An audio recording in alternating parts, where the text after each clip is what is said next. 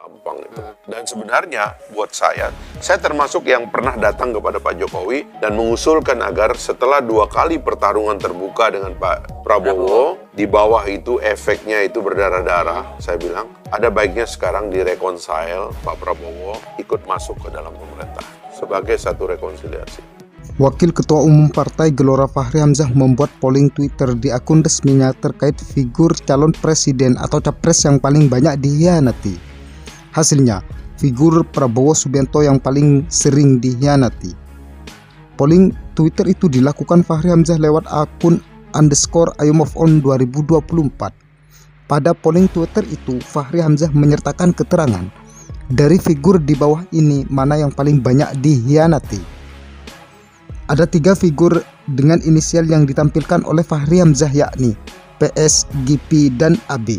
Tampak figur PS mendapatkan suara terbanyak 70%, diikuti figur AB dengan 24% dan figur GP dengan 6%. Fachri lalu menjelaskan riset kecil dengan metode polling Twitter yang dilakukannya itu. Dia menyebut itu merupakan riset tentang figur-figur yang terkait pengkhianatan.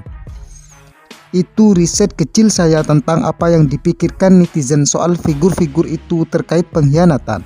Karena dalam politik itu istilah pengkhianatan lumrah, kata Fachri Hamzah. Fachri Hamzah pun menjelaskan terkait hasil survei tersebut. Dia lalu menyinggung nama Prabowo Subianto.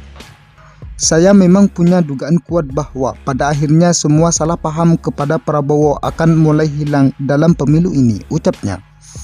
Dia menjelaskan maksud salah paham tersebut. Dia mengatakan berdasarkan kisah hidup Prabowo lah yang paling banyak mengalami pengkhianatan. Kalau kita membaca kisah hidup Prabowo, karena saya mengenal beliau sejak saya kuliah dulu, memang baik di zaman Orde Baru maupun zaman transisi sampai sekarang, hidupnya itu penuh dengan pergolakan berupa pengkhianatan, kesalahpahaman, black campaign, dan berbagai tindakan yang tidak adil kepada beliau, jelasnya.